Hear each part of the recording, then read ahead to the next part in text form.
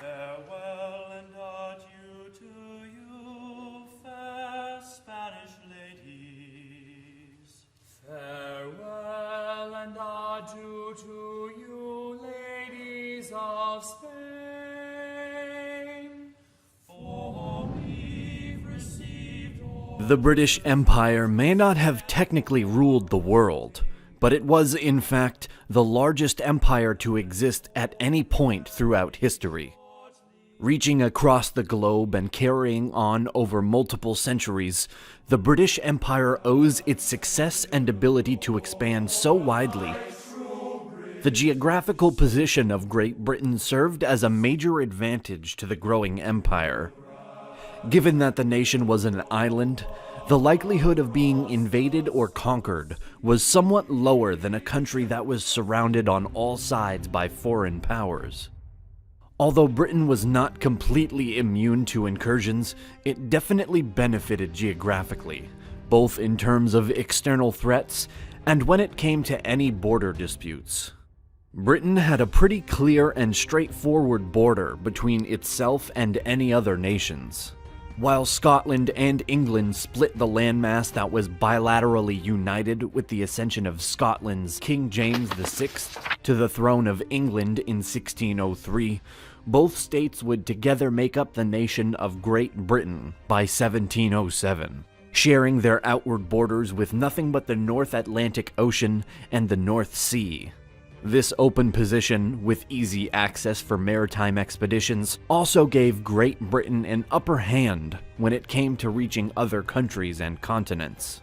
Needing only to cross over foreign land when they wished to reach countries more inward on their continent, the Brits were able to sail to just about any coastal nation without much resistance. Still, oceanic adventures would not have been so effortless for the British Empire without a strong naval fleet. This is where the size and power of the Royal Navy became a center point of British success. While Great Britain did not always control the world's oceans, the reason they began to skyrocket as an unignorable maritime power by the 18th century is largely due to the fact that they invested more money in ships and guns than other naval forces. The government and citizens of the British Empire truly believed that the future of their wealth was to be found through the ocean. Recognizing the importance of overseas trade, as well as a fleet that could also defend their land if ever required, the Brits made sure to adequately fund the Royal Navy. The Empire's focus on trade additionally contributed vastly to its triumphant transcontinental growth. Intent more on gaining wealth and increasing trade than on consolidating power through conquest, the Brits were able to create a more desirable environment for others to become a part of. After the successful colonization attempts in North America and the West Indies during the 1600s, the British Empire began to establish a commercial system that allowed for exponential success within Great Britain and its overseas territories. Colonies were granted monopolies for their products in the British market, and therefore were to conduct trade via British ships. In 1651, the Navigation Act would prompt the development of a closed economy between the empire and its colonies, thus creating a system where all colonial imports were required to come from Great Britain and all colonial exports were to be sent directly to the British market by the way of British ships. During the same century, the British East India Company was established as a means of trade between Great Britain, East Asia, Southeast Asia, and India. Initially focused on the spice trade, the East India Company later incorporated other goods such as silk, cotton, tea, opium, and more. Politics made its way into the company later on, despite the origin being purely based on establishing more trade opportunities. Driven limitlessly by the concept of controlling a global trade market, the British Empire continued to extend its reach across the continents of Europe, Asia, Africa, Australia, and the Americas. While the process of colonization varied from territory to territory, one thing that remained consistent was the form in which these expeditions began.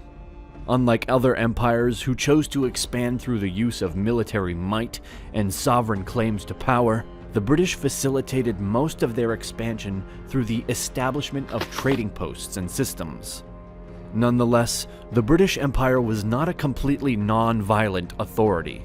On top of the Anglo-Dutch and Anglo-Spanish wars near the start of British expansion, the empire also engaged in conflict with its American colonies during the American Revolutionary War, later followed by the dissension in India, succeeding the decline of the Mughal Empire, and leaving the British East India Company as a prominent political power in the region.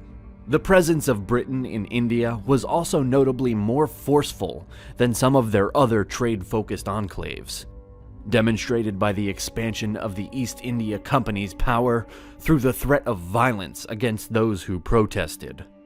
The continued tensions between the British and French were no longer secluded in India either, as the 7 Years' War erupted in 1756, lasting until the Treaty of Paris was signed in 1763, leaving Britain as the leading power across India and the world's oceans. When the American Revolutionary War came in 1775, after the British Empire responded to the "no taxation without representation" movement of the Americans by sending troops to try and subdue the colonies, France and Spain chose once again to go to war with Britain, now as allies of the newly declared United States. In 1783, at the Peace of Paris, the British Empire was forced to acknowledge American independence, in turn relinquishing any control over their former colonies. Devising a new strategy after such a drastic loss of territory, Great Britain now turned its attention toward the continents of Asia, Africa, and Australia, marking what some historians call the beginning of the Second British Empire. Though trade between the United States and Great Britain actually continued after the installation of independence, the empire chose to utilize the uncolonized coasts of Australia, which had been discovered by a Dutch explorer, Willem Janszoon, in 1606, and later claimed for the British Crown by James Cook in 1770 under the name of New South Wales. Still feeding their fresh craving for expansion in South Asia, the British suddenly engaged in a series of conflicts after the Battle of Plassey, which had occurred in 1757. By 1774, the British Empire took on a chain of attacks. The Anglo-Mysore Wars were fought until 1799, followed by clashes with the Pindaris. Attacks on places like Sindh and Burma also accelerated the new consolidation efforts of the British East India Company, on top of what was referred to as the Doctrine Lapse, where the Brits forbid the ascension to the throne of any Hindu ruler if they were not the natural heir. Once the current Hindu leader either died or was removed in some way, the British would occupy his state and gain control. These acts by the British Empire, combined with other forms of forced westernization of the Hindus, led to the Sepoy Mutiny of 1857 to 1859. Tired of the current heavy-handed British rule, the Indian troops of Meru sparked a rebellion that would spread throughout the nation. Peace was finally declared in July of 1859, and the British East India Company was scrapped. Although the empire maintained a level of control under the crown until 1947. During this span of time, Great Britain set about making its presence better known in Africa as well. Although the Royal African Company had been established back in the 17th century, finding ample profit in the slave trade until its abolition in 1807. It was not until the 19th century that the Brits realized the potential benefit of forming a trade route across Africa, with its eyes set on establishing outposts spanning from Egypt down to the southern half of the continent. The British Empire found itself in a race against the other growing European powers, such as Italy and Germany, which eventually led to the Berlin Conference. The conference, which occurred in 1884, was intended to create some harmony between the competing colonizers. Great Britain was ultimately awarded most of northeastern Africa and all of southern Africa, meaning that at its peak in the continent, the British Empire ruled over approximately 30% of the African population. Globally, at the height of Britain's domination, it controlled roughly 22 to 25% of the world's land surface, and by 1938, governed around 20% of the world's population. This remarkable prosperity was accomplished through a geographical advantage, supreme naval might, and the strategic focus on trade and wealth over bullish sovereign power for the sake of an emperor. Soundings in the channel of old England, from Hush and from Sailing to City, for the first land we made was a point called the Dead Man, next Ram's Head off Penrith, Stockport, Land and Wide.